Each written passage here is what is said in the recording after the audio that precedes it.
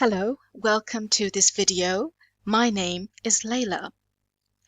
In this video, we're going to be looking at how to write a complaint letter.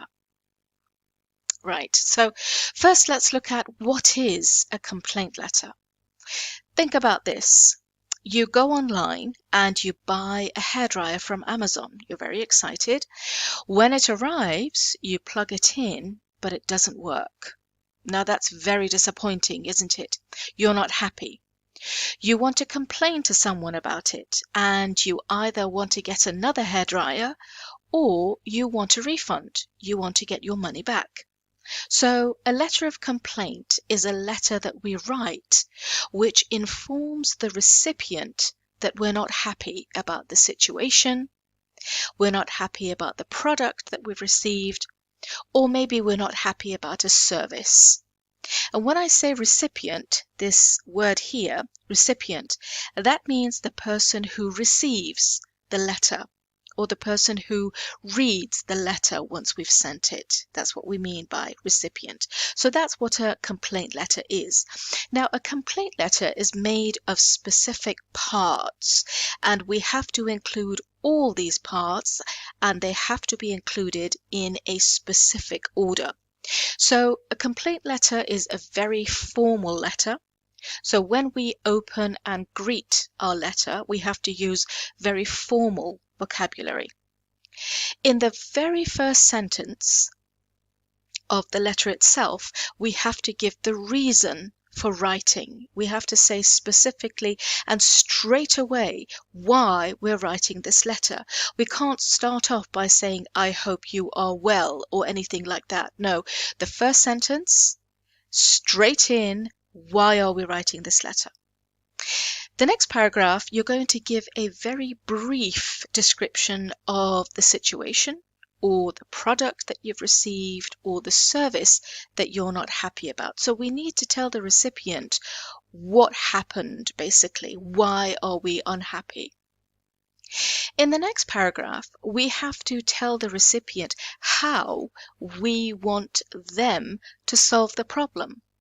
So what can he or she do that will make it right, that will make us happy?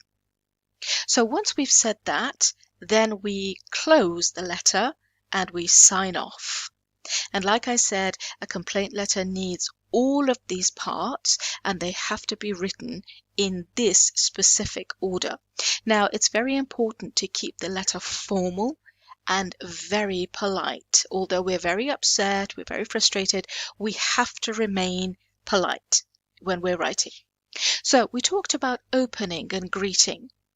A complaint letter is a formal letter, we've said that, so our opening needs to be formal. Now, sometimes when we write to a company or a person, we might not know the name of the person we're writing to. That's okay. So we start the letter, we open the letter with "to whom it may concern." And as you can see, every word that I've written has to start with a capital letter. To whom it may concern. That means I don't know who's going to read this, but whoever's going to read this letter is written for you. Basically, that's what it's saying. Or, in the case of our example, Dear Amazon Customer Service Assistant. Remember, we're writing to Amazon because the hairdryer is faulty. It's not working. So, Dear Amazon Customer Service Assistant. That's fine. Again, every word starts with a capital letter. Dear Manager. In these examples, we do not know the specific name of the person we're writing to, so we use their title, maybe their job title. Sometimes we might know the name of our recipient, so we will write their name down. If we just know the surname, we'll say, Dear Mr. Brown. If we know the full name, we will write the full name.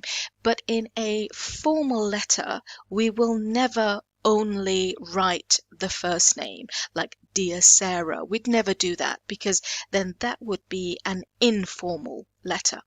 And as you can see from all of my opening phrases that I've used, at the end of every single one, there is a comma, and that punctuation is very important. There needs to be a comma. Okay, so now we have opened the letter. We said the first sentence that we write has to be the reason for writing this letter. Okay, our very first sentence, we give the reason. I'm writing this letter to convey my disappointment when a hairdryer that I had bought arrived broken. Let's look at the vocabulary. So firstly, I start by giving the reason. I am writing this letter. That's why I'm writing this letter. I am writing this letter to convey. Convey is a verb and it means to show. To show my disappointment, I'm very disappointed when a hairdryer that I had bought arrived broken. That is the reason why I am writing this letter. Other ways of starting the first sentence could be, I am writing to you with great concern about. Great concern meaning I'm very worried or very upset. I am writing to complain about. So any of these is correct and appropriate to start a letter of complaint. So we've given the opening, we've greeted the recipient, we've given the reason for writing this letter. Now we're going to give a brief description of what happened. I bought the hairdryer off your site 3 days ago. I paid $34.99 and an extra $5.99 for packaging and postage. When it arrived, I plugged it in to test it, but it failed to work. I believe it is faulty. Now, because we're describing a situation that happened in the past, as you can see, bought, paid, arrived, plugged, failed, all of these tenses are the past simple tense. They all refer to what I did when the product arrived in the past simple tense. My only present simple tense is here. I believe it is faulty. And the word faulty means it doesn't work. Instead of saying I believe it is broken, we say I believe it is faulty. And because we're trying to stay polite, we're not going to use aggressive language. We're going to say I believe, meaning I think there's something wrong with it. Okay, so our recipient knows exactly why we've written the letter. It's very clear from the start, and we've also given a brief description so the person who's reading knows what the story is and what's going on. Now I want the recipient to fix the problem, and I have to tell the recipient what I want them to do for me. I would appreciate you looking into the matter so as to ascertain the cause of malfunction. Kindly either replace the broken hairdryer or refund my money back. Okay, so here I'm telling the recipient exactly what I want them to do. I start off again very politely. I would appreciate, instead of saying please, I say I would appreciate you looking into the matter. To look into the matter means please to investigate, see what the problem is. So as to ascertain, so as means because. So as to ascertain the cause. To ascertain means to find out.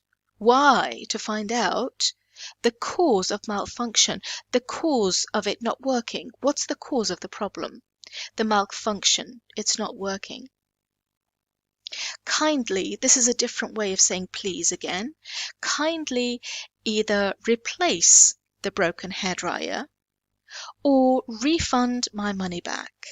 So here specifically I'm being very clear and saying what it is I want. And when we want to try and say what it is we want, we use the imperative verbs. Any kind of verb that you want to use cannot have to. It cannot have ing, and it cannot have a modal like should, could, would, will, can. It cannot have any of these. It is the pure and simple form of verb, the imperative. So here I'm specifically telling the recipient what they can do to make me happy. Okay, so I opened the letter. I told them why I'm writing. I gave them a brief description of what the problem was. I've told them how they can fix it. Now, with it being a formal letter, I need to close the letter. I can't just leave it. I have to close it. Okay, and this is where I say, I look forward to your response. I look forward to your response. There are other ways of closing, and they are, I await your reply.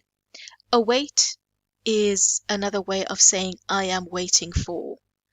It's a formal way of saying waiting for. I await your reply. I would appreciate your immediate response. Please respond immediately. Please write to me at your earliest convenience. This is basically our way of saying ASAP. At your earliest convenience, which means as soon as possible. ASAP, please. Okay. So this is the final sentence to the letter before we sign off. And here we're letting the recipient know that we're waiting for them to get back to us and we expect them to get back to us. We're not just going to leave it and forget it. Okay. So we've closed the letter, and this is the part where we sign off. Now, how we sign off depends directly on how we opened the letter. If you take a look back, here, if you remember, we said if we don't know the name of the person we're writing to, we start or we open with these phrases.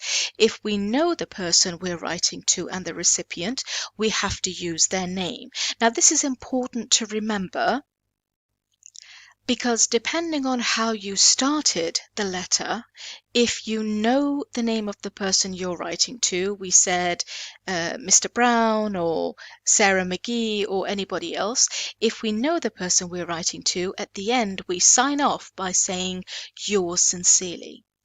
And this is only when we have used the person's specific name or surname. If we do not know the person we're writing to and we started with to whom it may concern, Mr. Bank Manager, dear Amazon Customer Service Assistant, any of these, we end with yours faithfully. It's very important that we do not get these two phrases mixed up. They have to be written correctly. Okay, so now we have signed off. Perfect. Let's put it all together. Dear Amazon Customer Service Assistant, I'm writing this letter to convey my disappointment when a hairdryer that I had bought arrived broken. I bought the hairdryer off your site 3 days ago. I paid $34.99 and an extra $5.99 for packaging and postage. When it arrived, I plugged it in to test it, but it failed to work. I believe it is faulty. I would appreciate you looking into the matter so as to ascertain the cause of malfunction. Kindly either replace the broken hairdryer or refund my money back. I look forward to your response. Yours faithfully, Layla Purjafar.